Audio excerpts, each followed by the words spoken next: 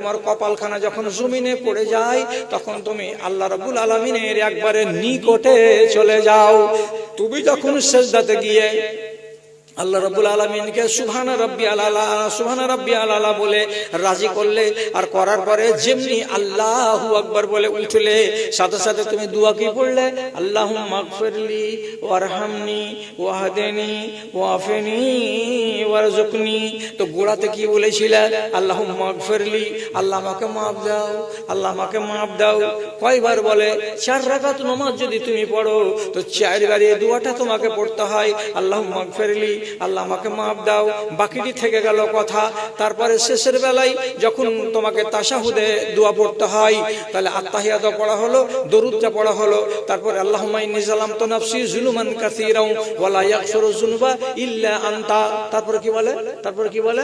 ফাগফিরলি মাগফিরা। এর মানে হলো কি? আল্লাহ তুমি আমাকে মাফ দাও, আল্লাহ তুমি আমাকে মাফ দাও। তাহলে 4 রাকাত নামাজে কয়বার মাফ চাইলাম আল্লাহ তাআলার কাছে? 5 বার। আল্লাহ তাআলা বলছেন, বান্দারে তোদের দিলের মতন আমার দিলটা পাথর নয়, আমার দিলটাতে আছে মায়া, আমার দিলটাতে আছে মমতা। যখন মসজিদে এসে নামাজের ভেতরে 5 বার করে আমার কাছে মাফ চাইলি, আমি আল্লাহ তাআলা তোর উপরে রাজি হয়ে গেলাম, যা তোকে আমি মাফ করে দিলাম।